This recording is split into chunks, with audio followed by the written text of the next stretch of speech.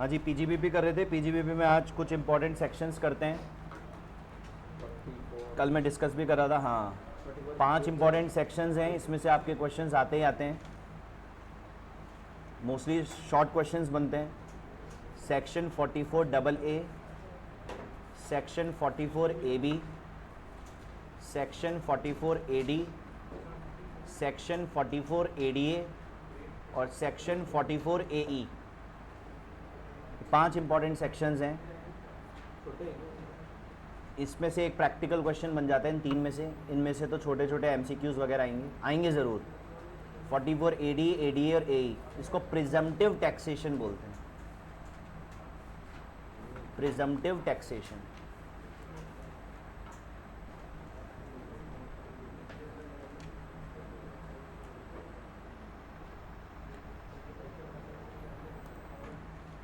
Double A हो गया आपका maintenance of books of accounts.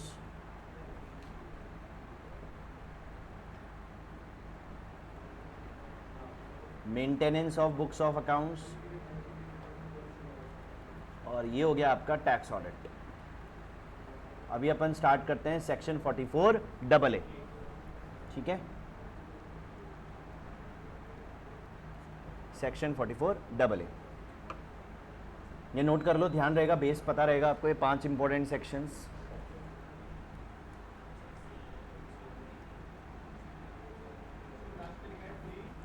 Presumptive taxation.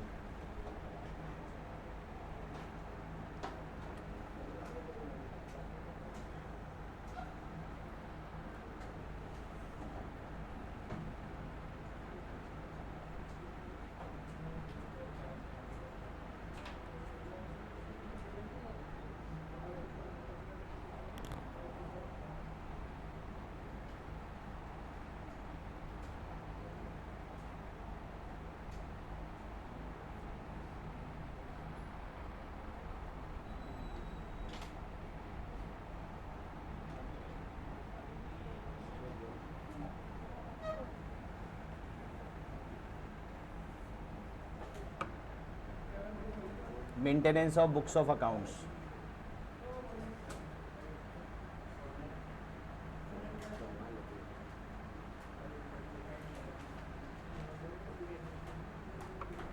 किन किन को बुक्स मेंटेन करना जरूरी है?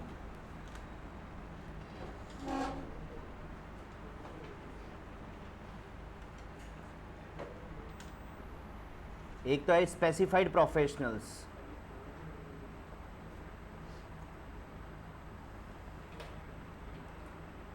स्पेसिफाइड प्रोफेशनल्स कैटेगराइज कर रहा हूं मैं।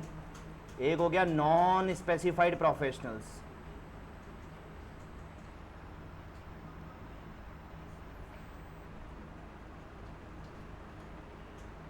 एक हो गया business who not opted presumptive taxation।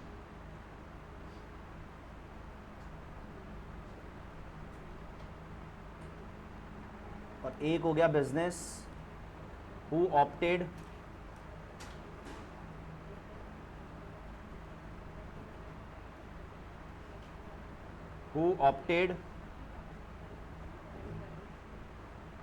presumptive taxation। who opted presumptive taxation।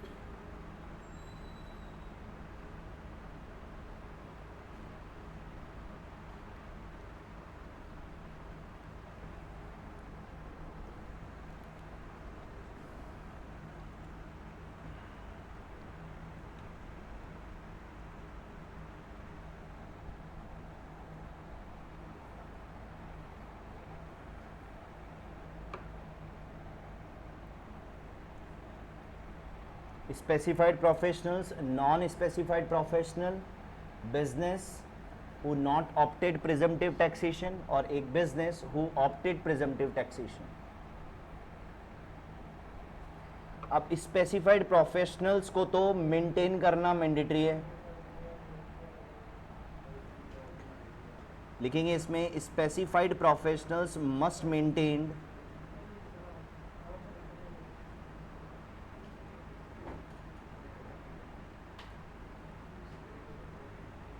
must maintained accounts regardless of income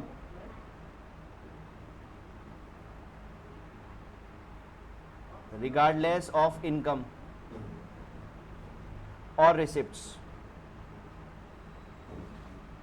regardless of income or receipts, unless they opt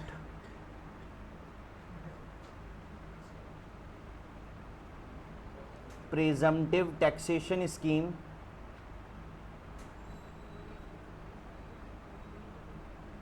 under section 44 ADA, under section 44 ADA.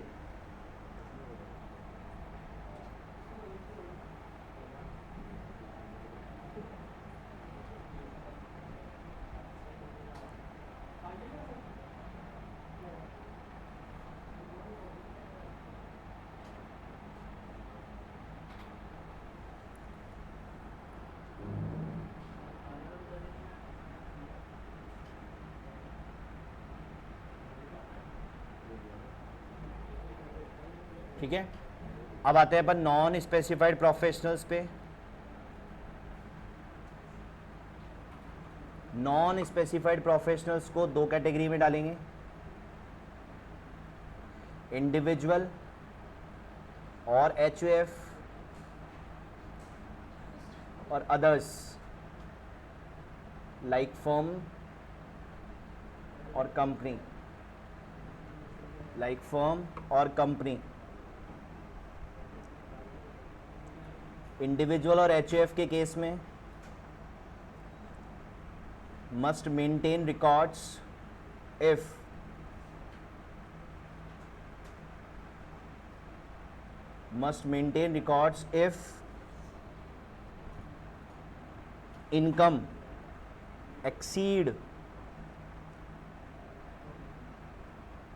income exceeds rupees 2,50,000। हाँ, non specified में individual के लिए, और gross receipts, turnover नहीं बोलेंगे, gross receipt बोलेंगे क्योंकि professional की बात कर रहे हैं। Gross receipts exceed rupees 25 lakh in any of the 3 years preceding the previous year।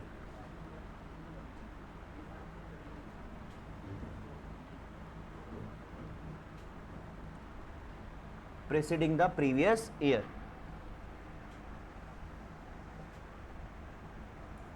ये तो इंडिविजुअल एचएफ के लिए था। फर्म और कंपनी के लिए must maintain records if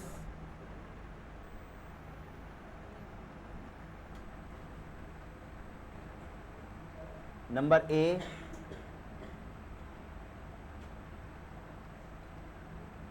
income exceeds rupees 1,20,000 और gross receipts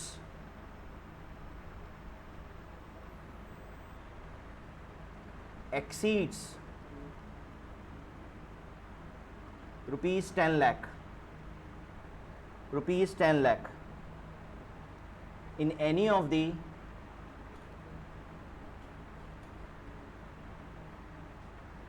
three years preceding the previous year। preceding the previous year।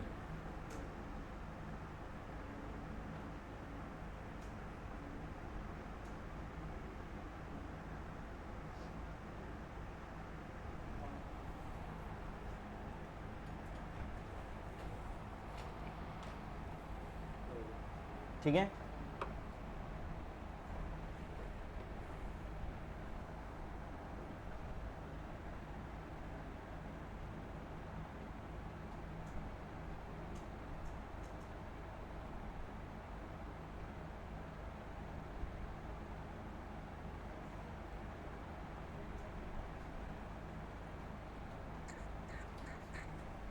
अब आते हैं अपन business who not opted presumptive scheme same as, हाँ same as non specified professionals. जो non specified professional की limit है वही बिजनेस की लिमिट रहेगी।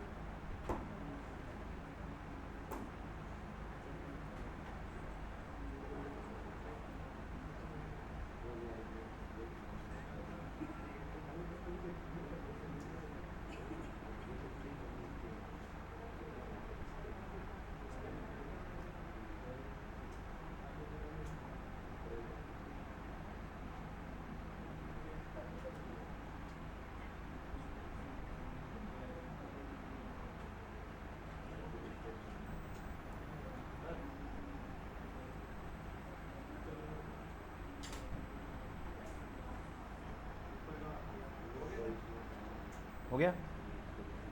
तो business who not opted presumptive में लिख दीजिए वही जो नॉन स्पेसिफाइड प्रोफेशनल की लिमिट है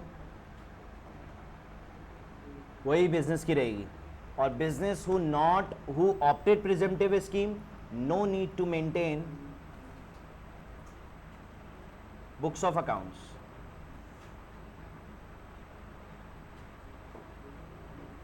no need to maintain books of accounts.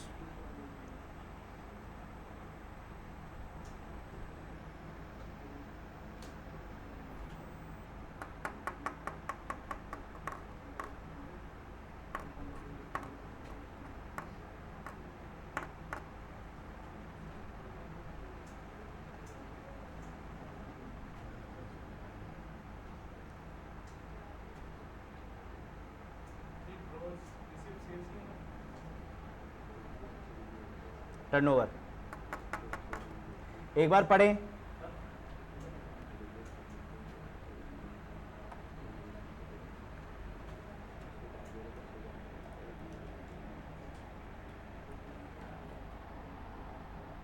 पढ़ो भाई, पढ़ो पढ़ो पढ़ो, क्या लिमिट है?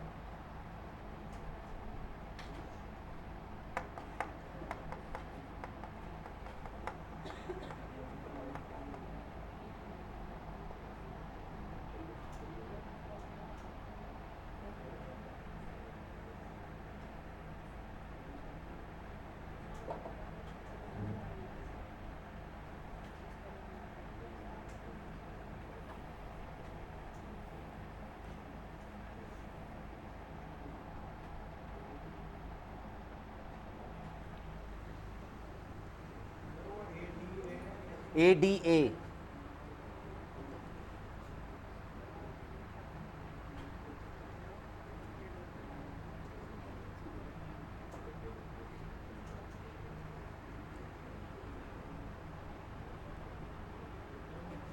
देखो, ये जो तीन सेक्शंस हैं 44 AD, ADA और AE, इन तीनों सेक्शन की खास बात यही है कि इसमें दो चीज़ों से आपको मुक्ति मिल जाती है।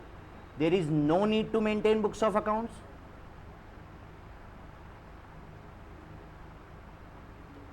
और no need to do tax audit.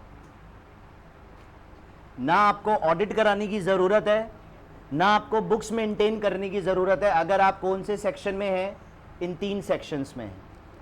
44 AD business के लिए है, 44 AD प्रोफेशनल्स के लिए है, अभी डिटेल्स में बताऊंगा मैं आपको, और 44 AE ट्रांसपोर्टेशन ऑफ व्हीकल के लिए, हायरिंग ऑफ व्हीकल लिख लीजिए, हायरिंग ऑफ व्हीकल।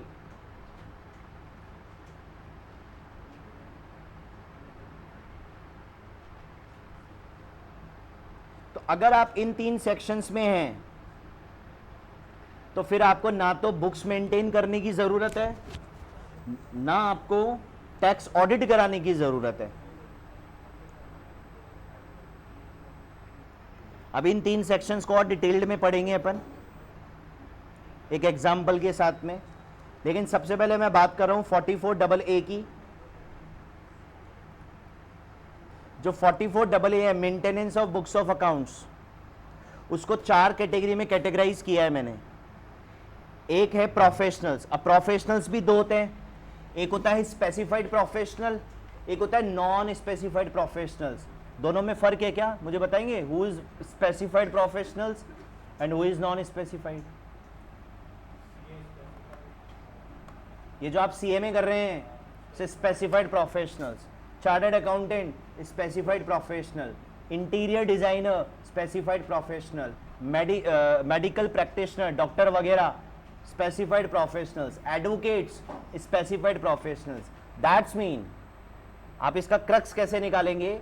अगर आप किसी रिकॉग्नाइज्ड यूनिवर्सिटी या किसी रिकॉग्नाइज्ड कॉलेज से कोई डिग्री लेते हैं प्रोफेशनल्स की, तो आप स्पेसिफाइड प्रोफेशनल की कैटेगरी में जाएंगे। फिर ये नॉन स्पेसिफाइड प्रोफेशनल्स कौन हो गए? जो बच गए, वाह। जैसे मिस्त्री, अब मिस्त्री से भी तो ऑडिट करवा है, उसके बुक्स बनवा। भाई जैसे अभी मैं आपको पढ़ा रहा हूं, मैं क्या दे रहा हूं? सर्विस ही तो दे रहा हूं, but I am not a professional person.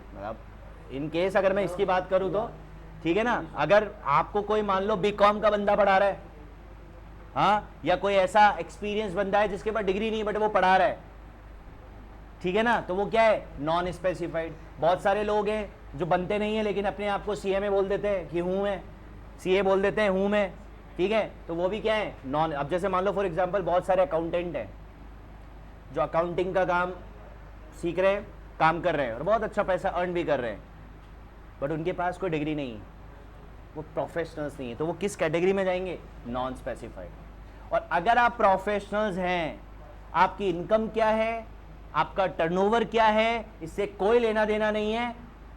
ये देखिए क्या लिखा हुआ है मैंने, must maintain accounts regardless, it is irrelevant कि आपकी इनकम क्या है, आपकी रिसिप्ट्स क्या है, आपको मेंटेन करना मैंडेटरी है अंडर स्पेसिफाइड प्रोफेशनल्स।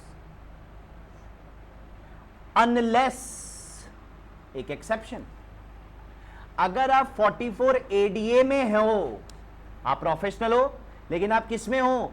44 एडीए में, तो फिर आपको बुक्स मेंटेन करने की जरूरत नहीं है। अभी अभी मैंने ऊपर बताया 44 एडीए देखो किसके लिए था? प्रोफेशनल्स के लिए। कि मैं चार्टर्ड अकाउंटेंट हूं, हां, लेकिन मैं 44 एडीए ऑप्ट करता हूं। सर क्यों ऑप्ट करते हो, कब ऑप्ट करते हैं, ये भी मैं आपको डिटेल में पढ़ाऊंगा, लेकिन अभी आप इतना सुने कि आपने ऑप्ट कर लिया, आप 44 एडीए में हैं, तो अगर आप 44 एडीए में हैं तो फिर आपको बुक्स मेंटेन करने की जरूरत नहीं है। ये तो मैं आपको बोल ही रहा हूं चिल्ला चिल्ला के, ये दो चीजें आपको करने की जरूरत नहीं है इन 3 सेक्शंस में। तो मैंने यहां पे वही लिखाया है आपको कि आपको बुक्स मेंटेन करने की जरूरत नहीं है अगर आप किस में हैं? एडीए में। और अगर आप एडीए में नहीं है then you have to maintain books of accounts. It is irrelevant what is your income, what is your turnover। किसमें? Specified professionals. फिर आते हैं नॉन स्पेसिफाइड प्रोफेशनल्स पे। नॉन स्पेसिफाइड प्रोफेशनल को 2 कैटेगरी में बांटेंगे, इंडिविजुअल एचएफ या फर्म या कंपनी। इंडिविजुअल और एचएफ के केस में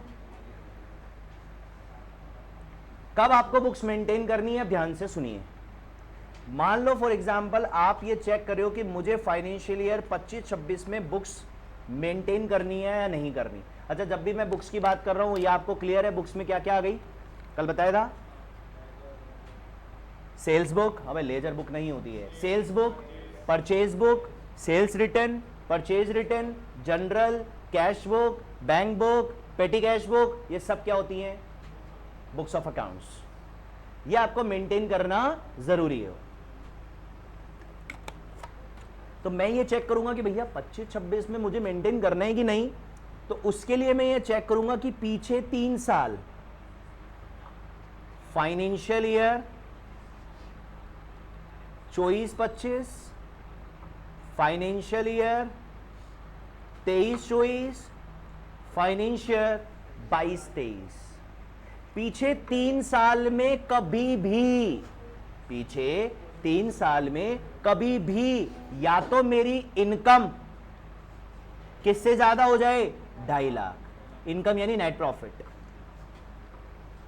और अगर मेरी इनकम नहीं है लेकिन मेरा टर्नओवर, मेरी सेल्स किससे ज्यादा है, 25 लाख से ज्यादा है, तीनों में से कोई से भी साल, तो मुझे फाइनेंशियल ईयर 25-26 में बुक्स मेंटेन करना जरूरी है।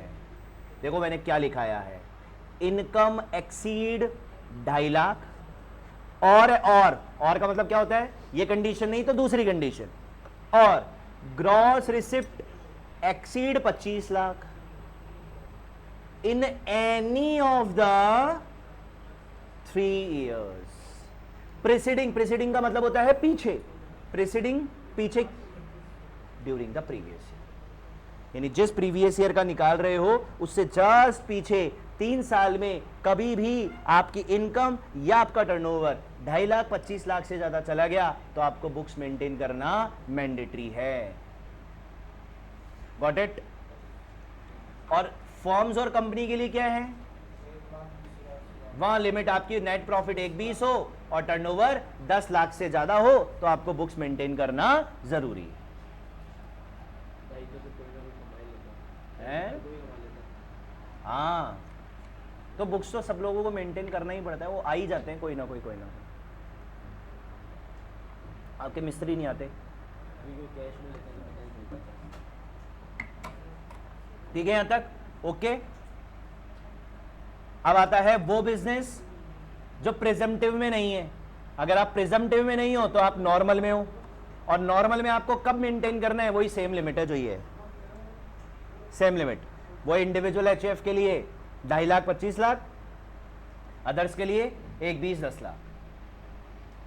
और अगर आप प्रिजम्पटिव हो तब तो मैं बोल ही रहा हूं, there is no need to maintain books of accounts. This is your section 44AA, ठीक है।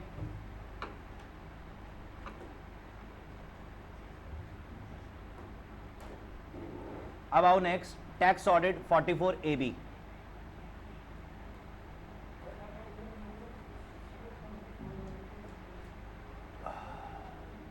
अब एक बार बहुत अच्छे से समझना, इस सेक्शन में से तो क्वेश्चन आता ही आता है।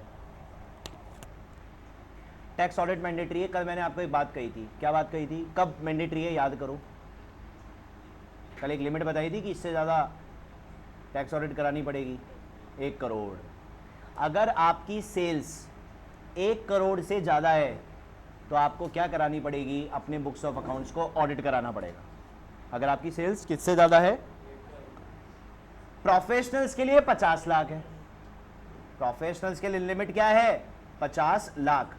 दिख रहा है क्या कहीं पे,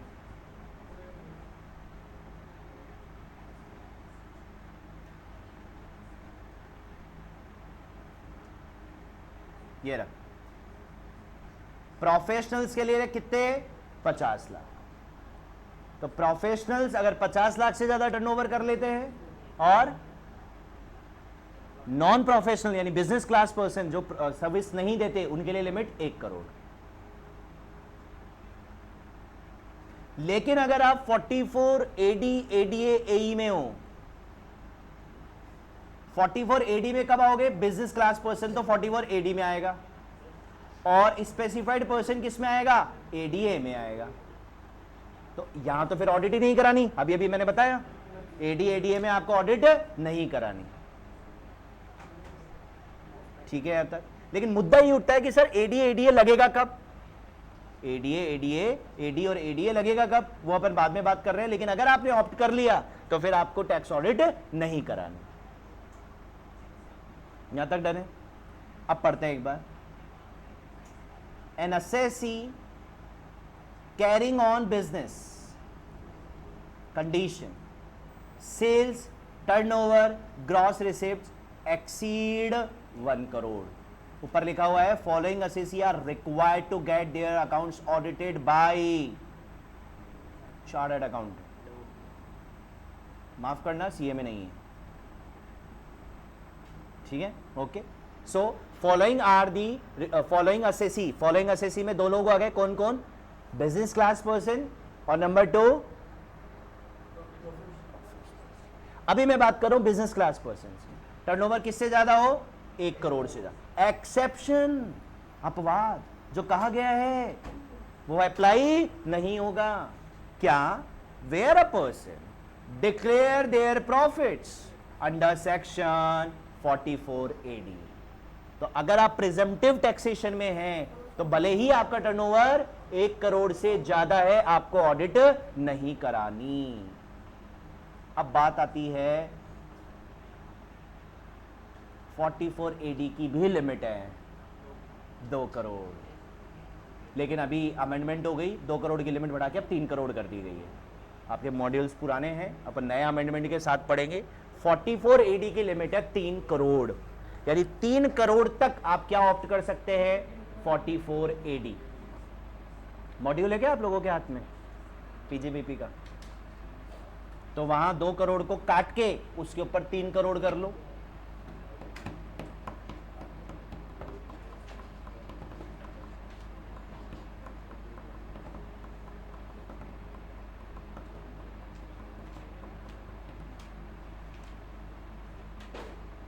अच्छा है, अरे बच्चों है, सॉरी, है, काटो मत, नहीं समझा रहा हूं, सुनो मेरी बात। 2 करोड़ की लिमिट तो थी, ये बढ़ के अब 3 करोड़ हो गई, लेकिन 3 करोड़ में एक कंडीशन है, आप 44 AD 3 करोड़ तक ऑप्ट कर सकते हो, लेकिन आपके 95% पेमेंट और रिसिप्ट बैंक से होनी चाहिए। कल मैंने आपको एक बात कही थी ना, 44 AB की भी लिमिट 1 करोड़ से 10 करोड़ है, अभी पढ़ेंगे, देखना नीचे। टैक्स ऑडिट भी 1 करोड़ पे कराने की जरूरत नहीं है, 10 करोड़ तक कराने की जरूरत नहीं है, लेकिन उसकी कंडीशन दी कि आपके रिसिप्ट्स और पेमेंट एटलीस्ट 95% किस में होनी चाहिए? बैंक से होने चाहिए। वो यहां पर है, वो यहां पर है।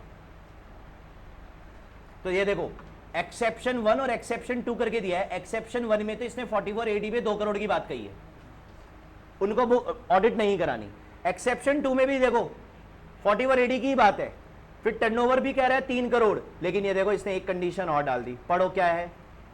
Aggregate of all amounts received during the previous year in cash does not exceed 5% of the total turnover of the such previous year. क्या मतलब हुआ? वही 95% की तो बात हो गई, 5% मतलब आप कैश में ले सकते हो, इससे ज्यादा का पेमेंट आपका किस में नहीं हो सकता? कैश में। अगर आपका बिजनेस प्योरली बैंकिंग बेसिस पे है तो फिर 44 AD में आप क्या लिमिट ऑप्ट कर सकते हो? 3 करोड़। अदरवाइज अगर आपका बिजनेस कैश में है तो फिर आपकी लिमिट कितनी रहेगी? 2 करोड़। अब ये देखो एक्सेप्शन 3, अब वो 1 करोड़ की लिमिट कितनी हो गई है? 10 करोड़।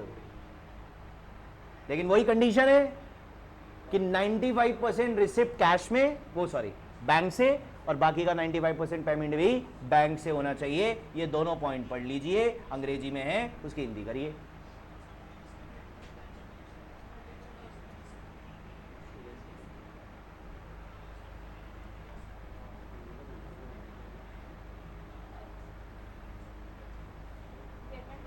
दोनों ज्यादा नहीं होने चाहिए।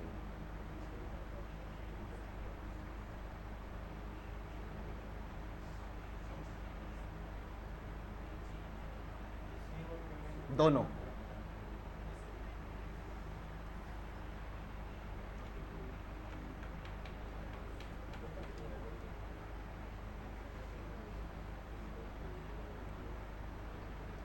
ऑल्दो आपको ऑडिट कब करानी है? 1 करोड़ के ऊपर, but there are 3 exceptions. Number 1, पहला एक्सेप्शन, आप 44 AD ऑप्ट कर रहे हो और आपका कैश में ट्रांजैक्शन है तो 2 करोड़ तक आप टर्नओवर अगर आपका है तो आप ऑडिट मत कराइए। नंबर 2 एक्सेप्शन, आप 44 AD में ही हैं, 3 करोड़ तक मत कराइए, लेकिन कंडीशन क्या है? 5% कैश पेमेंट हो सकती है। नंबर 3, 10 करोड़ तक ऑडिट मत कराओ, लेकिन 95% पेमेंट अदर देन कैश और 95% रिसिप्ट अदर देन कैश होनी चाहिए। Got it? इन नटशल बता दिया है भैया। नटशल में ये टेबल पढ़े, क्या समझ में आ रहा है? पढ़े पढ़े पढ़े। एप्लीकेबिलिटी नॉन एप्लीकेबिलिटी 10 करोड़ से ऊपर है, सोचो ही मत। कोच लेना देना नहीं, क्या पढ़ा क्या बात, कोच नहीं। 10 करोड़ के ऊपर ऑलवेज एप्लीकेबल। ठीक है यहां तक? फिर आओ 2 करोड़ से डज नॉट एक्सीड 2 करोड़ है, नॉट, अरे नॉट एप्लीकेबल है ना, कवर्ड अंडर 44 AD हो गया ना। अगर नॉट कवर्ड होता 44 AD तो फिर मैंडेटरी हो जाता है ना। फिर आओ 3 करोड़ से ज्यादा नहीं है, हाँ नॉट एप्लीकेबल। 3 करोड़ में ये बोल रहा है कि भैया मेरे पेमेंट्स जो है 5% से ज्यादा कैश में नहीं है। टर्नओवर 10 करोड़ से ज्यादा नहीं है और ऊपर की सारी कंडीशन सेटिस्फाइड है, वही 95% वाली जो एक्सेप्शन 3 है उसकी बात कर रहे हैं, नॉट एप्लीकेबल। और फिर assessee not covered under 44 AD और टर्नओवर किससे ज्यादा है? 1 करोड़ से ज्यादा, तो फिर आपका एप्लीकेबल हो जाएगा। यानी इन नटशल आप लोगों ने क्या क्रक्स निकाला? 1 करोड़ के नीचे तो सर नॉट एप्लीकेबल, 10 करोड़ के ऊपर सर एप्लीकेबल, और 1 करोड़ के ऊपर सर एप्लीकेबल लेकिन 44 AD नॉट अप्लाई। 1 करोड़ के ऊपर एप्लीकेबल लेकिन 44 AD नॉट अप्लाई। डन है? प्रोफेशन के लिए 50 लाख है। अब प्रोफेशन का एक्सेप्शन 44 AD के अकॉर्डिंग नहीं, 44 ADA के अकॉर्डिंग होएगा। प्रोफेशन का सेक्शन कौन सा है? प्रिजम्पटिव वाला 44 ADA। अब हम ADA के हिसाब से सोचेंगे। ऑल्दो 50 लाख के ऊपर आपको ऑडिट करानी है अगर आप प्रोफेशनल हैं, बट आपको ऑडिट नहीं करानी अगर आप ADA में हैं। आपको ऑडिट नहीं करानी अगर आप किस में हैं? ADA में। अब आप ADA में कब होंगे? जब आपका टर्नओवर किससे ज्यादा ना हो? 75 लाख। लेकिन 75 लाख की टर्नओवर के लिए वही कंडीशन है, 5% से ज्यादा कैश पेमेंट नहीं होना चाहिए। हाँ कैश पेमेंट की बात हो रही है। हाँ रिसिप्ट पेमेंट वही है। ठीक है यहां तक आई बात समझ में? अरे पक्का आई ना?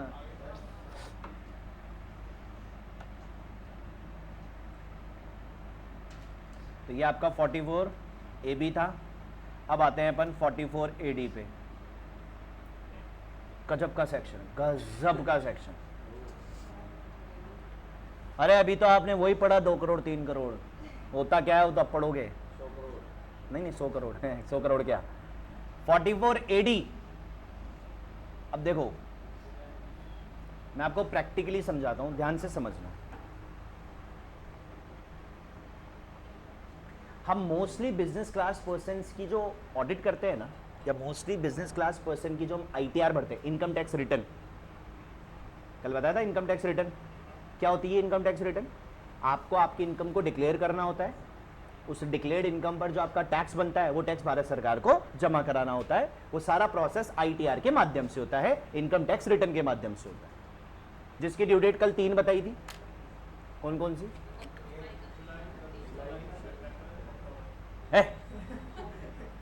नवंबर दिसंबर भी बोल दे।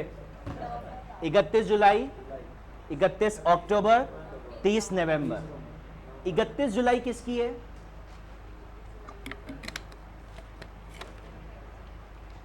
जिनकी रिटर्न फाइल नहीं, जिनकी टैक्स ऑडिट नहीं होती है, जिनकी टैक्स ऑडिट नहीं होती है।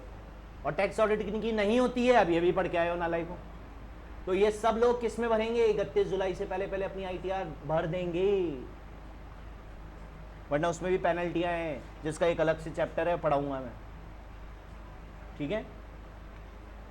31 अक्टूबर किसकी है? जिनकी सर ऑडिट होती है। 30 नवंबर किसकी है? Transfer pricing. अगर आप पे क्या अप्लाई होता है? Transfer pricing. कल बताया था ट्रांसफर प्राइसिंग का मतलब आपका इंडिया के बाहर क्या है? बिजनेस है। तो आप ट्रांजैक्शंस जो हैं आपस में इनकम को डाइल्यूट करने के लिए करते हैं। सुने, मैं कह रहा था कि मोस्टली हम 4480 में भरते हैं। क्यों भरते हैं मैं बताता हूं आपके पास। 4480 में अभी आपने दो लिमिट पढ़ी है कि मैं टर्नओवर अप टू 2 करोड़ तक 4480 अप्लाई कर सकता हूं। इवन मैं टर्नओवर मेरा 3 करोड़ तक है तो भी मैं 4480 में जा सकता हूं, कोई दिक्कत नहीं है। कंडीशन है वो 95% वाली, कोई दिक्कत। ये मेरा ट्रेडिंग P&L है। यहां मेरी सेल्स आई, लेट सपोज 1 करोड़ 50 लाख, 1 करोड़ 50 लाख। या मेरे कुछ एक्सपेंसेस हैं, लेट सपोज मेरे एक्सपेंसेस हो गए 50 लाख के और मेरा प्रॉफिट हो गया 1 करोड़।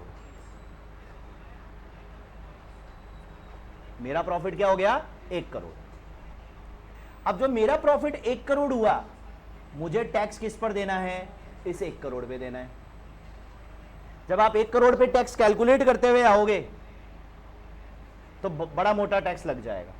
अगर मैं 1 करोड़ पे टैक्स की बात करूं तो 2 स्कीम से टैक्स निकलता है, ओल्ड स्कीम और न्यू स्कीम। ओल्ड स्कीम में टैक्स था 2.5 लाख तक नील, 2.5 लाख से 5 लाख, 5 लाख से 10 लाख 20%, 10 लाख के ऊपर 30%। न्यू स्कीम में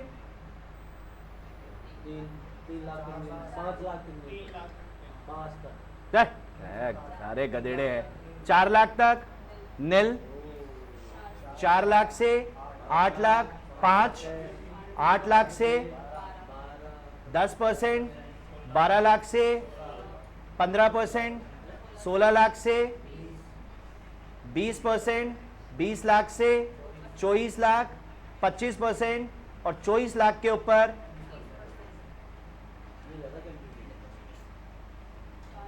4-4 लाख के पे है। काय का कंफ्यूजन है? इसको भी कंफ्यूजन बता रहा है। हाँ, नहीं ऐसा नहीं। हाँ दिखा के देखो। अरे ऐसे थोड़ी दिखा देते हो यार। अरे मैं कुछ नहीं कर रहा है, मैं कर देता हूँ। ठीक है, तो 4 लाख से चलेंगे और 30% तक की क्या है? स्लैब है। अगर मैं इस 1 करोड़ पे आपसे टैक्स पूछूं ओल्ड स्कीम से तो कितना टैक्स जाएगा बता सकते हैं आप? कैलकुलेट करना आता है टैक्स? देखा कैलकुलेट करना है 1 करोड़ पे टैक्स इस ओल्ड स्कीम से। सरचार्ज छोड़ो, पहले तो टैक्स तो बता दो। ठीक है, 4,12,500 1 करोड़ पे।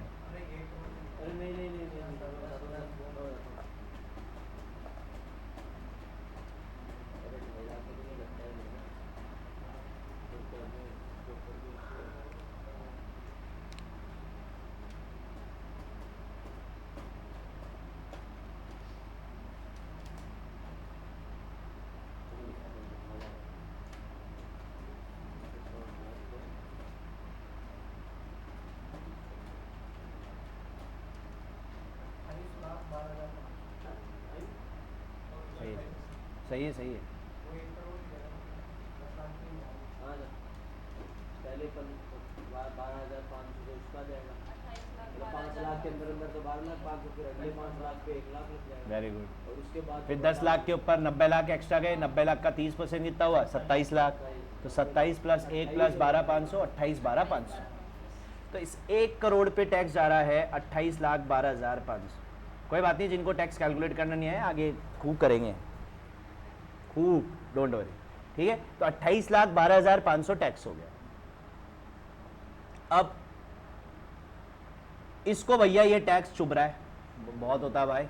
28,12,500 बहुत होता है। अब इसको लगा यार मेरे पास एक ऑप्शन है 44 AD, चूंकि मेरा टर्नओवर लिमिट के अंदर है तो मैं ऑप्ट कर सकता हूं, ये सेलेक्ट कर सकता हूं। 44 AD सीधे सीधे ये कहता है आपके क्या एक्सपेंसेस है कोई मतलब नहीं, आपके क्या प्रॉफिट है कोई मतलब नहीं, आपकी क्या इनकम है कोई मतलब नहीं, आप क्या करते हैं कोई मतलब नहीं, ना बुक्स मांगेंगे ना ऑडिट मांगेंगे, कुछ मतलब नहीं है हमें। ये कौन बोल रही है? भारत सरकार। हमें मतलब है इस सेल की वैल्यू पे। आप हमें एक काम करिए, अगर आप 44 AD ऑप्ट करते हैं और अगर आपका टर्नओवर बैंक से है तो सेल्स का सीधे सीधे 6% दे दो प्रॉफिट पर टैक्स, और अगर आपका टर्नओवर कैश में है तो फिर दे दो 8% सेल्स का प्रॉफिट, टैक्स नहीं, ये नेट प्रॉफिट मान लेंगे हम आपका 8% और 6%। क्या मान लेंगे? नेट प्रॉफिट मान लेंगे। मैं अज्यूम कर रहा हूं कि पूरा 1.5 करोड़ बैंक से है, तो 1.5 करोड़ का 6% कितना हुआ? 9 लाख यार। 1.5 करोड़ का 6% कितना हुआ? 9 लाख रुपए। आप सीधे सीधे 9 लाख रुपए प्रॉफिट मानो और इस पे क्या दे दो? टैक्स। अब 9 लाख पे टैक्स कितना आएगा? वही 5 लाख के ऊपर 4 लाख जा रहा है, उसका 20% तो 80,000 हो गया, और 12,500 आई, 2.5 से 5 लाख, कितना हुआ? 92,500। तो प्रॉफिट ही मान रहा हूं, ये 6 और 8% प्रॉफिट है सेल्स का। अब कहां 28 लाख, कहां 92,500। This is the beneficial section for the एसएससीज। वो ऑप्शन आता है जब आप आईटीआर फाइल करते हैं तो उसमें आता है do you want to claim 44 AD, उसको आप यस कर दें, कोई भी, एनीवन, सभी करते हैं, लेकिन इसमें कुछ बिजनेस क्लास पर्सन्स को बाहर रखा है, वो अभी मैं बताता हूं आपको वो कौन है, अदरवाइज सब है। मैं कहता रहा हूं आपको, मैं ऑडिट ही उन लोगों की करता हूं जिनका टर्नओवर 10 करोड़ से ऊपर है, ऑडिट ही नहीं करता। क्या लेने को? सील साइन करेंगे और अगला क्लाइंट, और फिर अगर देखो अब ये डिपेंड करता है सीए पे भी। अब सीए को मोटी फीस चाहिए होती है तो वो ऑडिट चला के करते हैं, वो साला 10 लाख की टर्नओवर पे भी ऑडिट कर देते हैं। जरूरी नहीं है वहाँ पे ऑडिट, वहाँ पे आप आईटीआर भरें, हाँ फाइनेंशियल्स को अटैच कर दें, अपने सील साइन कर दें, बस इतना कर दें। ऑडिट में क्या होता है, कुछ फॉर्म्स होते हैं, वो फॉर्म्स अलग से सबमिट होते हैं गवर्नमेंट को, फॉर्म 3CB 3CD होता है वो बहुत आगे आप फाइनल लेवल पे पढ़ेंगे, है ना। तो ये है खूबसूरती सेक्शन 44 AD की, 6% खाता। और देखो भारत सरकार कह भी रही, खुद भी कह रही है 6% प्रॉफिट मान के दे दो, ना तो बुक्स मांगेंगे, दैट्स मीन वो आपसे ट्रेडिंग बिंडल मांग ही नहीं रहे, ना आपसे ऑडिट मांग रहे हैं, बस आपसे तो टैक्स मांग रहे हैं। उनका क्या फायदा है इसमें जो नहीं चालू कर रहे हैं? उनका कोई फायदा नहीं, लेकिन वो गवर्नमेंट कुछ चीजें हमारे फायदे के लिए भी तो करती है, तभी तो सरकार चलेगी। बिजनेस को प्रमोट करने वाली बात है। आई बात समझ में आता? ओके, अब और सुनते जाएं। गवर्नमेंट ने लेकिन एक यहां पर एक चीज कर दी, क्या कर दी वो ध्यान से सुनो। अगर आपने इस फाइनेंशियल ईयर में 44 AD ऑप्ट कर दी तो कंटिन्यू 5 साल तक, या कंटिन्यू, वहां 5 साल नहीं है सॉरी, 44 AD अगर आपने इस साल ऑप्ट कर दी तो आपको हर साल 44 AD ऑप्ट करना पड़ेगा। अगर किसी टाइम पे, जैसे अब यहीं पे ही देखो, मैं आप लोगों ने 6% 9 लाख किया था, समझना आप, सम टाइम ऐसा होगा कि 6% ज्यादा आएगा आपके एक्चुअल नेट प्रॉफिट से। सपोज करो मेरा जो खर्चा हो गया वो खर्चा हो गया 1,45 लाख का, नया नया बिजनेस था, बड़ा मोटा खर्चा कर दिया मैंने, तो इस बार मेरे प्रॉफिट कितने आए? मात्र 5 लाख। अब 44 एडी में तो आपको मिनिमम प्रॉफिट कितने रखने पड़ेंगे? 9 लाख। ये इट्स अ मिनिमम, आप इससे नीचे नहीं जा सकते। 6% तो आपको मानना ही पड़ेगा। तो 1.5 करोड़ का 6% कितना हो रहा है? 9 लाख। तो 44 एडी के हिसाब से तो जा रहा हूं मैं 9 लाख, और नॉर्म एक्चुअल के बेसिस पे मेरा प्रॉफिट है ही कितना? 5 लाख। तो फिर मैं 44 एडी ऑप्ट क्यों करूंगा? फिर मैं टैक्स किस पे दूंगा? 5 लाख पे। मैं 9 लाख पे क्यों दूंगा टैक्स? आप जाहिर सी बात है यार। फिर मैं 44 एडी ऑप्ट नहीं करूंगा। तो समटाइम ऐसी भी सिचुएशन आएगी कि आपका 44 नहीं, हाँ वो मैं बता रहा हूं कि आपको 44 एडी का प्रॉफिट हायर होगा आपके एक्चुअल से। तो अब गवर्नमेंट ने यहां पर एक चीज और बता दी, वो गजब की चीज है। देखो शानदार, मेरे को तो बड़ा मजा आया इस वाले क्लॉज में। गवर्नमेंट ये कहती है कि अगर आप इस साल 44 एडी ऑप्ट कर चुके तो आप आगे 44 एडी क्लेम करते जाएंगे। किसी साल आपने 44 एडी को ब्रेक कर दिया, किसी साल आपने 44 एडी को ब्रेक कर दिया, और 44 एडी आप ब्रेक कब करेंगे? जब आपके प्रॉफिट ज्यादा होंगे और एक्चुअल कम होंगे।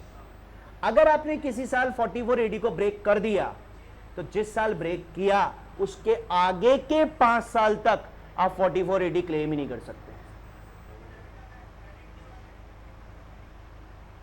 ये तो वही बात हो गई कि आप तो जहां पे घी दिख रहा है वहां जा रहे हो।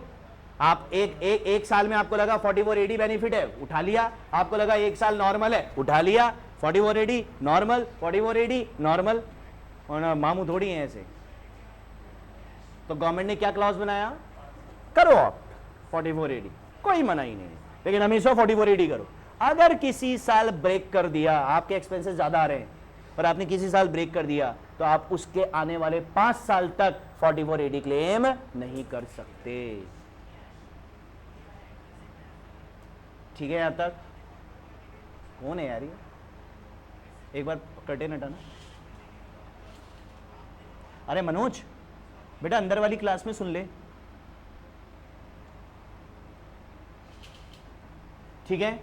यहां तक आई बात समझ में? ओके।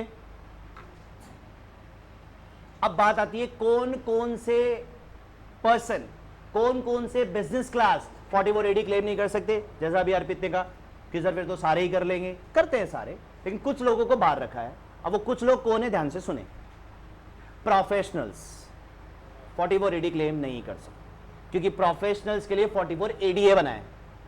प्रोफेशनल के लिए कौन सा सेक्शन है? 44 एडीए। तो chartered accountant, company secretary, CMA, advocates, fashion designers, doctors can not claim 44 AD. They can claim 44 ADA. तो पहले तो ये एक्सक्लूड हो गए। दूसरा, वो एसएससी जो 44 एई ऑप्ट करते हैं, अब एई पे भी आएंगे। अगर आप 44 एई में हैं तो फिर आप एडी में नहीं जाएंगे। नंबर 3, अगर आप ब्रोकर हैं, आपकी इनकम कमीशन के फॉर्म में होती है, आपकी इनकम कमीशन के फॉर्म में होती है, या आप एजेंसी बिजनेस चलाते हैं, किसी ब्रांड की एजेंसी ले रखी है आपने, तो आप 44 एडी क्लेम नहीं कर सकते। तो ये देखिए, the provision is not applicable. दूसरी इंपॉर्टेंट चीज, 44 AD can be claimed by any assessee, चाहे आप इंडिविजुअल हो, चाहे आप एचयूएफ हो, चाहे आप पार्टनरशिप फर्म हो।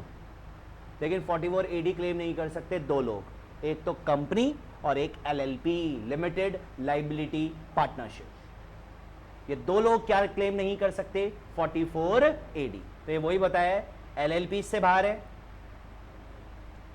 वो लोग बाहर हैं जो 44 एए में प्रोफेशनल्स पर्सन्स हैं, क्योंकि वो 44 एडीए में जाएंगे। A person earning income in the nature of commission और ब्रोकरेज, अगर आप कमीशन ब्रोकरेज की इनकम है तो भी आप नहीं आएंगे। अगर आप क्या कैरी करते हैं, एजेंसी बिजनेस, आप 44 एडीए में 44 एडी में नहीं जा सकते, या आप 44 एई में आप जा रहे हैं तो आप 44 एडी क्लेम नहीं कर सकते। ये लोग 44 एडी क्लेम नहीं कर सकते। वापस से, कौन कौन? जो 44 एडीए में है, 44 एई में है, जिनकी नेचर ऑफ इनकम कमीशन और ब्रोकरेज से है, एजेंसी बिजनेस से है, और LLP. These are the excluded from the 44 AD. Got it? ये वही टर्नओवर की बात आ गई। आप कब ऑप्ट कर सकते हो? जब आपका टर्नओवर 2 करोड़ है, तब तक आप 4480 क्लेम कर सकते हो। 3 करोड़ तक भी आप 4480 क्लेम कर सकते हो, लेकिन वो कंडीशन 95% वाली। अगर आपका टर्नओवर बैंकिंग चैनल से है तो 6% टर्नओवर का प्रॉफिट मान लेंगे, ये देखिए एस्टिमेटेड इनकम है। और अगर आपका टर्नओवर सेल्स कैश में है तो आप कितना मानेंगे? 8%। किसी तरीके के खर्चे आपको अलाउ नहीं होंगे, यानी कि ये यहां पर आपको जो मैं 1.5 करोड़ का मैंने 6% माना था, 9 लाख, उसमें से आप एक्सपेंसेस माइनस नहीं कर सकते। किसी तरह का डिडक्शन, किसी तरीके की छूट आपको नहीं मिलेगी। स्ट्रेट फॉरवर्ड टर्नओवर का 6% या 8% आपको क्या मानना पड़ेगा? प्रॉफिट। ठीक है? यहां तक डिडक्शंस आपको नहीं मिलेंगे। नहीं, डिडक्शंस आप क्लेम कर सकते हैं। याद करो वो कंपटीशन बनाया था ना मैंने, salary, house property, business, capital gain, other sources, इन सब के टोटल को क्या बोलते हैं? Gross total income. फिर इसमें से माइनस करते हैं डिडक्शंस, वो डिडक्शन आप माइनस कर सकते हो यहां पे, लेकिन एक्सपेंसेस बिजनेस के आप क्लेम नहीं कर सकते। Business income, only business income. ठीक है यहां तक? ओके। ब्रॉड फॉरवर्ड लॉस भी आप माइनस कर सकते हैं अपने प्रॉफिट में से। ये वो 5 साल वाली बात आ गई। ये वाला पॉइंट नंबर 5 पढ़े एक बार अच्छे से।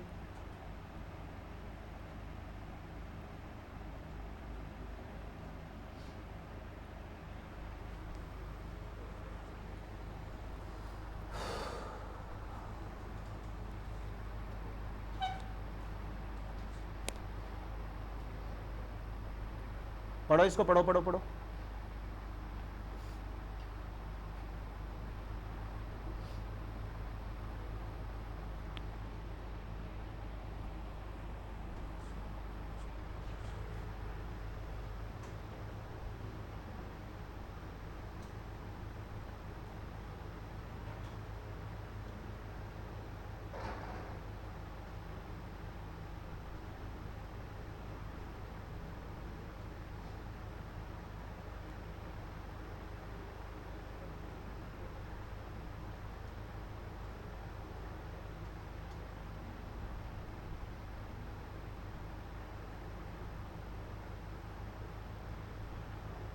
वही है, बीच में ब्रेक कर दिया तो आने वाले 5 साल तक वो क्लेम नहीं कर सकता।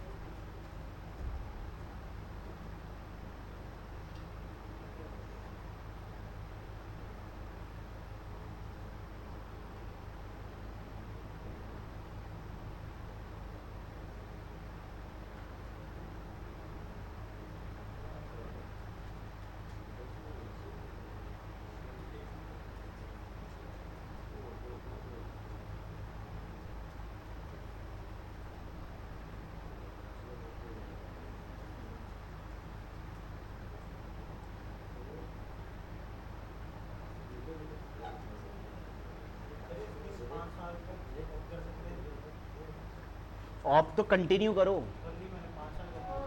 उसके बाद भी 4480 कंटिन्यू है, उसके 5 साल तक नहीं कर सकते, फिर उसके बाद वापस कर लो 5 साल बाद।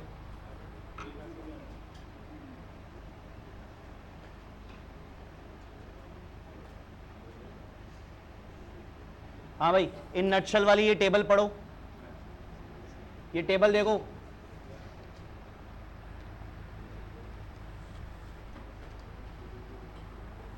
फोर्टी एडी और एबी का है ये, नहीं ये चार्ट ही तो है, ये चार्ट ही है बेटा। मैं भी ऐसे ही बनाऊंगा, मैं ज्यादा से ज्यादा इसको टेबल की जगह यूं कर दूंगा, टेढ़ा बनाऊंगा, ऐसे ही चार्ट ही है ये।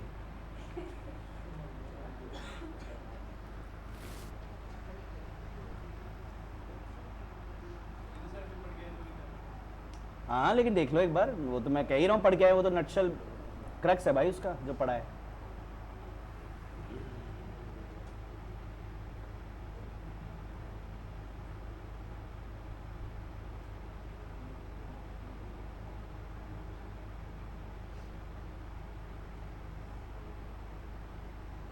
यश ये बंद, लाइट पंखे, वो तो अंदर गया ना, वहीं बैठे।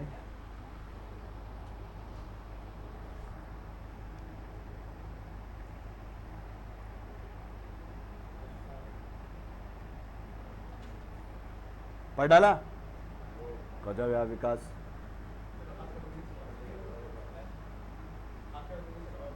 हैं?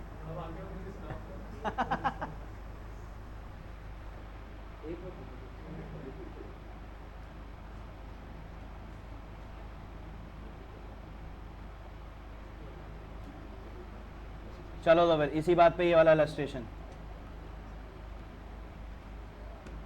एक्स कंपनी फॉर्म है, engaged in the business of trading of cloth. Turnover 24-25 का जो है वो 1,57,80,000 है, जिसमें से 25 लाख रुपए has been received in account payee check, बाकी का किस में है? कैश में। It wants to claim the following deductions. अब कुछ डिडक्शंस भी क्लेम करना चाहता है। एम्प्लॉयज़ को सैलरी दी है इसने, पार्टनर को दिया है, डेप्रीसिएशन है, मटेरियल है, अदर एक्सपेंसेस है। तो इस 1,57,80,000 में से ये जो एक्सपेंसेस माइनस किए, यानी कि ये इसका एक्चुअल प्रॉफिट है 15,25,000। भाई एक्सपेंसेस लेस कर दिए तो प्रॉफिट कितना रहा है इसका? 15,25,000। तुम्हें डिटरमाइन करनी है नेट इनकम 25-26 के लिए। Taxable interest income is 90,000, long term capital gain और एलिजिबल डिडक्शन। ये आपको अदर हेड और डिडक्शंस की बात है। पहले आप बिजनेस का मेरे को नेट बताएं। ये तीनों पॉइंट था आपका बाद का पॉइंट है। अभी आप मुझे बताएं विच वन इज बेटर इस क्वेश्चन में, whether firm should opt 44 AD और should go with the normal provision. बताइए। 44 AD करेगा तो कम हो जाएगा minimum। बताओ कितना हो रहा है?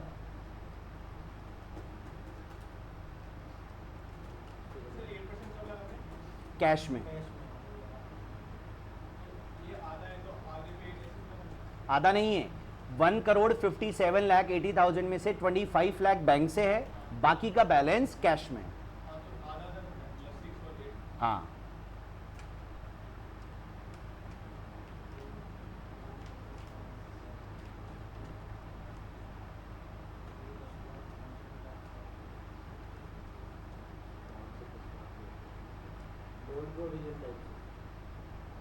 टैक्स मत निकालो अभी, तो मुझे आप नेट प्रॉफिट बता दो। Which one is lower, which one is beneficial to the firm? 44 AD के अकॉर्डिंग बेनिफिशियल आ रहा है या नॉर्मल प्रोविजन के अकॉर्डिंग आ रहा है? नॉर्मल से आ रहा है।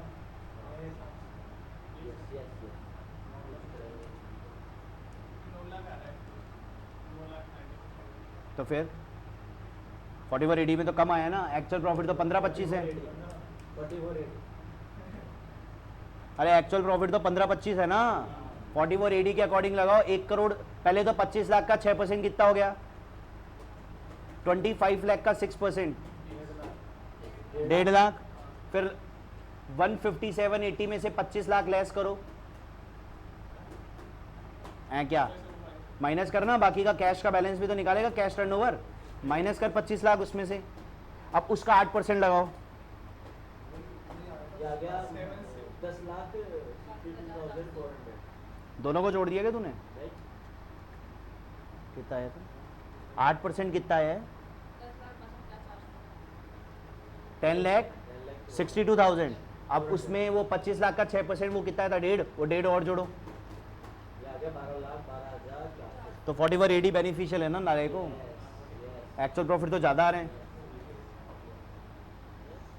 तो फर्म शुड ऑप्ट 44 AD। क्या फर्म 44 AD ऑप्ट कर सकती है? हाँ। LLP नहीं कर सकती, फर्म कर सकती है, ठीक है ना? कंपनी भी नहीं कर सकती।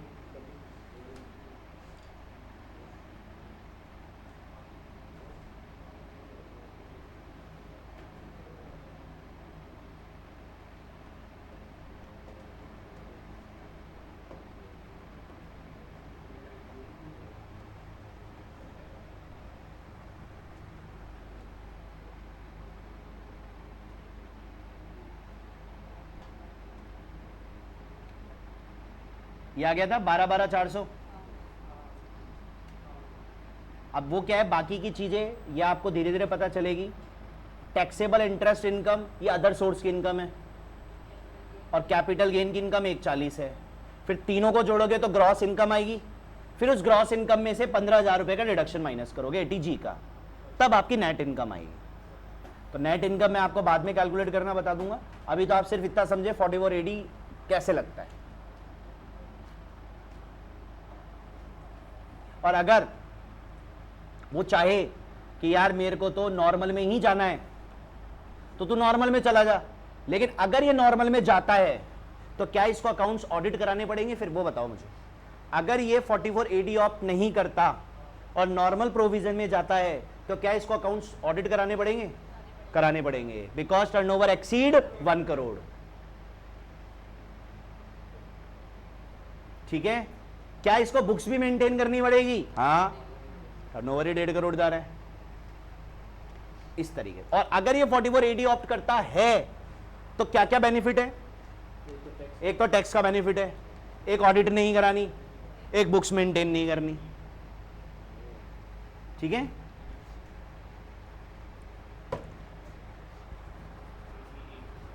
$44 ADA ये प्रोफेशनल्स का है, पढ़ना एक बार ना।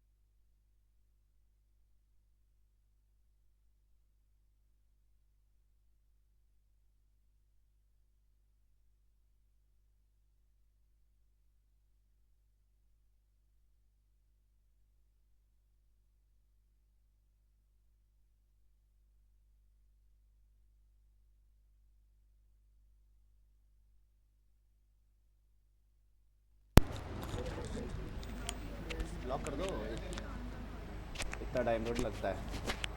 चलिए जी, 44 ADA ये प्रोफेशनल्स के लिए, अदर देन LLP, LLP यहां पर भी क्लेम नहीं कर सकती। अब ये देखिए प्रोफेशन में कौन कौन आ गए, वही लीगल, मेडिकल, इंजीनियरिंग, आर्किटेक्चर हैं, accountant, technical consultant, interior decorators etcetera. 50 lakh तक क्लेम कर सकते हो, लिमिट बढ़ के 75 लाख भी हो सकती है, लेकिन आपको वो 95% पेमेंट उसमें करनी होगी बैंक से। अब यहां एस्टिमेटेड इनकम कितनी रहती है? 50% ग्रॉस रिसिप्ट का। जैसे मान लो फॉर एग्जांपल मैं चार्टर्ड अकाउंटेंट हूं, मेरी पूरी सालाना जो मेरी रिसिप्ट्स है, लेट सपोज वो 50 लाख रुपए है, तो मुझे कम से कम 25 लाख रुपए क्या मानना पड़ेगा? नेट प्रॉफिट 50%, और 25 लाख पे मेरे को टैक्स देना पड़ेगा। मतलब वो जो 6 और 8 वाली लिमिट है यहां पर 50% है, क्योंकि वो इसलिए भी है कि प्रोफेशनल्स को एक्सपेंसेस इतने नहीं होते हैं, वो ना माल खरीदता है और सर्विस देता है, तो सर्विस में प्योरली बचती है। आज मैं इनकम टैक्स की रिटर्न भरता हूं, जो भी पैसा है वो पूरा पैसा मेरे दिमाग का है, मेरे एफर्ट्स का है। मैंने कोई सामान नहीं खरीदा, मैंने कोई सामान नहीं बेचा, घर पे बैठ के भी आप काम कर सकते हैं, तो एक्सपेंसेस न के बराबर होते हैं प्रोफेशनल्स में, है ना। डिडक्शन आपको एक्स्ट्रा नहीं मिलेंगे किसी भी तरीके के। बाकी आप जो ग्रॉस टोटल इनकम के बाद वाले डिडक्शंस है वो क्लेम कर सकते हो। कोई लॉस हो गया आपको बिजनेस में तो वो माइनस कर सकते हो। हाँ, वही ग्रॉस टोटल इनकम के बाद वाले डिडक्शन। बिजनेस के एक्सपेंसेस तो वहां भी क्लेम नहीं कर सकते और बिजनेस के एक्सपेंसेस यहां भी क्लेम नहीं कर सकते, ठीक है ना। 44A देखो ये किसका है? जिसका काम है playing, hiring, leasing goods carriage. Goods carriage ये इंपॉर्टेंट है, पैसेंजर नहीं, मिनी बस नहीं आएगी यहां पे। गुड्स कैरेज का काम है आपका, यानी माल को एक जगह से दूसरी जगह लेकर जाते हो और आपके पास व्हीकल है। लेकिन अब यहां पर कंडीशन है, जैसे वहां पे टर्नओवर है, यहां टर्नओवर कंडीशन नहीं है क्लेम करने के लिए, या नंबर ऑफ व्हीकल है। अगर आपके पास में 10 से ज्यादा व्हीकल नहीं है तो आप 44AE क्लेम कर सकते हो। नहीं है, 10 से ज्यादा है तो फिर आप 44AE क्लेम नहीं कर सकते। क्लियर है यहां तक? ओके। अच्छा, अब यहां पे एस्टिमेटेड इनकम अलग तरीके से निकलती है, यहां परसेंटेज नहीं है। यहां वो जो आपके पास व्हीकल है उसका क्राइटेरिया के बेसिस पे है कि व्हीकल या तो हैवी व्हीकल होगा या अदर देन हैवी होगा, या तो हैवी व्हीकल होगा या अदर देन हैवी होगा। ये देखो बात ये आती है कि सर हैवी व्हीकल और नॉन हैवी व्हीकल,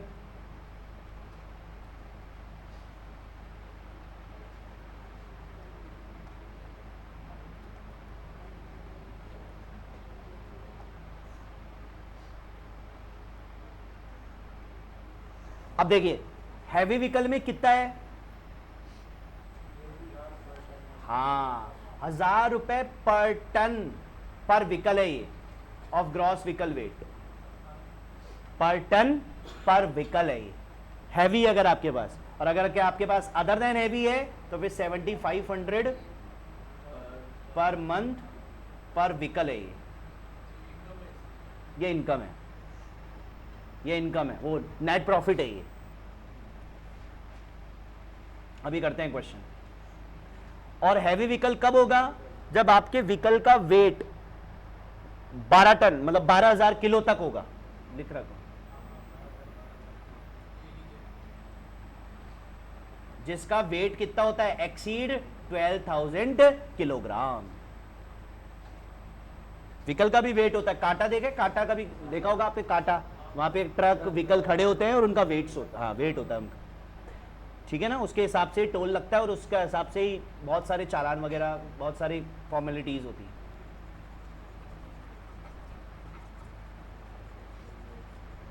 इसका क्वेश्चन करते हैं, नीचे दिया हुआ है आपको।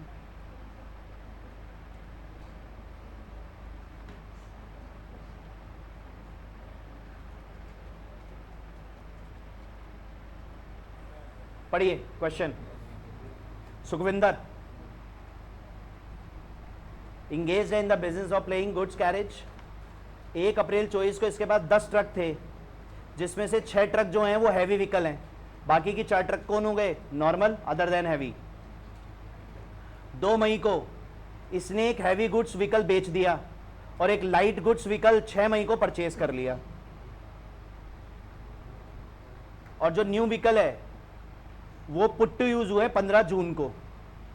तुम्हें कंप्यूट करनी है टोटल इनकम सुखविंदर की। अब सुखविंदर ने उन सभी ट्रक को जब चलाया तो वहां से फ्रैट कलेक्ट किया 1,08,70,000 का। भाई गुड्स को कैरेज करूंगा तो गाड़ी भाड़ा मिलेगा ना मेरे को, तो उनका सबका टोटल कितना आ रहा है 1,08,70,000 और मेरे बिजनेस का खर्चा है कुछ ऑपरेशनल एक्सपेंसेस में 99 लाख के हो गए, डेप्रीसिएशन हो गया, अदर ऑफिस एक्सपेंसेस हो गया, तो मेरा जो नेट प्रॉफिट आ रहा है वो आ रहा है 7,45,000। अब आपको ये देखना है कि अगर आपका प्रॉफिट 44A क्लेम करने के बाद इस नेट प्रॉफिट से कम आ रहा है तब क्लेम कर लो, और नेट प्रॉफिट से ज्यादा आ रहा है तो छोड़ दो। तो आप कैसे कैलकुलेट करोगे? कितने व्हीकल थे हैवी? टोटल 10 थे, जिसमें से 6 हैवी थे, 4 अदर देन हैवी थे। लेकिन बच्चों एक हैवी बेच भी दिया। अब आपको यह भी देखना पड़ेगा कि मंथ्स की कैलकुलेशन, ये देखो मैं दिखाई देता हूं आपको, ध्यान से देखो एक बार। टोटल पहले तो लाइट व्हीकल पे आते हैं। लाइट व्हीकल कितने थे? 4। ये तो डे 1 से ही थे जो लास्ट तक रहे हैं। और हैवी व्हीकल पे आपका मंथली कितना है? 7500 रुपए। तो 7500 इंटू 4 व्हीकल इंटू 12 महीने, क्योंकि ये तो पूरे 12 महीने तक चला था 4 व्हीकल। बहुत अच्छे से समझना लॉजिकली। फिर एक लाइट और खरीदा है आपने, ये देखो एक हैवी को बेच के एक लाइट और खरीदा था, ये रहा। Purchase a light vehicle on 6th में है। तो वो जो 4 व्हीकल थे शुरू में वो तो पूरे 12 महीने यूज हुए हैं, लेकिन जो वो एक लाइट खरीदा है, खरीदा तो 6 मई को है, लेकिन पुट टू यूज जून में हुआ है, हमको तो जून से ही निकालना पड़ेगा। Sir part of the month भी पूरा मंथ कैलकुलेट होएगा? यस। तो जून से कैलकुलेट करो, 7500 रुपए पर मंथ। तो 7500 इंटू 1 व्हीकल इंटू जून से मार्च कितना हुआ? अप्रैल मई 10 महीने हो गए ना। तो 10 महीने का इसने 11 ले लिया, जून अप्रैल मई, इसने मई भी कंसिडर कर लिया क्या? 1 मिनट रुकना है।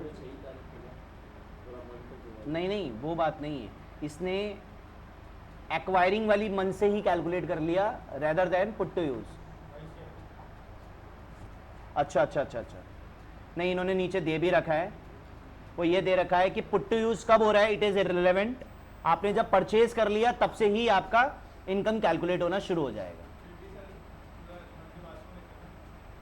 नहीं 6 मई खरीद लिया ना, तो मई तो पूरा ही काउंट होएगा। अगर तू 1 मई को भी खरीदेगा तो भी मई पूरा काउंट होएगा, पार्ट ऑफ द मंथ है, ठीक है ना। तो अप्रैल में था नहीं तेरे पास व्हीकल, मई में आ गया, तो मई से लेके मार्च तक 11 महीने हो गए। एक व्हीकल का 7500 रुपए के हिसाब से। 7500 क्यों ले रहा हूं? क्योंकि मैं अभी लाइट व्हीकल की कैलकुलेशन कर रहा हूं। यहां तक डन है? अब आओ आप हैवी व्हीकल पे। 6 व्हीकल थे, जिसमें से 5 व्हीकल तो पूरे 12 महीने रहे हैं, क्योंकि आपने एक व्हीकल ही बेचा है। हेलो,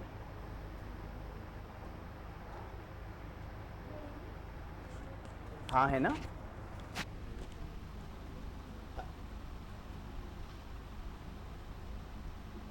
हाँ वो शायद गणेश चतुर्थी की वजह से नहीं थी सर, बच्चे ही नहीं आए थे उसमें मेरे को भी ध्यान नहीं था कि उस दिन गणेश चतुर्थी है।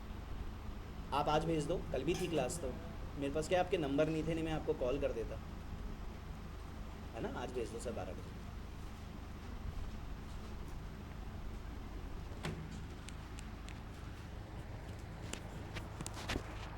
तो बच्चों 5 व्हीकल तो आपके हैवी व्हीकल जो पूरे 12 महीने हुए हैं। अच्छा हैवी व्हीकल पे कैलकुलेशन कैसे होगी? 1000 पर टन पर व्हीकल। अब आपको ये देखना पड़ेगा कि आपका हैवी व्हीकल कितना टन माल लेकर जाता है, वो क्वेश्चन में दिया हुआ है 20 टन। तो 1000 इंटू 20 टन इंटू 5 व्हीकल, क्योंकि अभी आप 5 व्हीकल का करिए, एक व्हीकल आपने बेच दिया था, तो ये आ गया 1000 इंटू 20 टन इंटू 5 व्हीकल, और पूरे 12 महीने चलाए तो इंटू 12। अब आओ आप कौन से वाले व्हीकल पे? वो जो एक व्हीकल है आपने बेच दिया, तो बेचा कब है? 2 मई को। तो अप्रैल तो चलाया था आपने। हाँ भाई अप्रैल तो चलाया था ना आपने, लेकिन वो मई में आपने बेचा है, तो वो 2 मई को बेचा है, तो वो मई भी कैलकुलेट होगी, part of the month calculate होता है इसमें। अब आपने एक दिन भी चला लिया तो 1 महीने का आपको देना पड़ेगा टैक्स इनकम प्रॉफिट पे। तो अब आप देखो अप्रैल और मई कितना हो गया? 2 महीने। वही 1000 into 20 ton into 1 vehicle into 2 month, ये 40,000। तो टोटल आपका जो इनकम हुआ वो 1682,500 हुआ, जबकि आपका प्रॉफिट आई कितना रहा है 745। हाँ, ये 70,000 तो अदर देन बिजनेस इनकम है, वो तो यहां पर भी है, वो तो बाद में जोड़ लेंगे। जो प्लेइंग हायरिंग से आ रही है इनकम वो कितनी आ रही है 1682,500। तो मई कैलकुलेट करना पड़ेगा आपको। हाँ, एक दिन अगर 1 मई को भी बेचा है तो मई पूरा लगेगा, पार्ट ऑफ द मंथ की कैलकुलेशन होती है इसमें, ठीक है ना। डन है बच्चों ये कैलकुलेशन।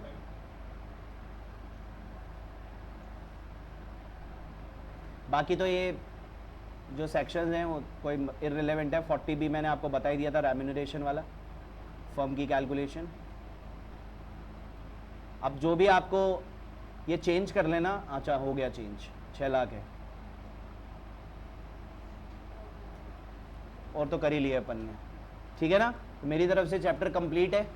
आप लोग इसको और एक बार देख लेना, जो जो इलस्ट्रेशन इसमें बच रहे होंगे आज कैलकुलेट कर लेना, मंडे को नया चैप्टर स्टार्ट करेंगे इसमें। हाँ, देखते हैं, कैपिटल गेन कर लेंगे।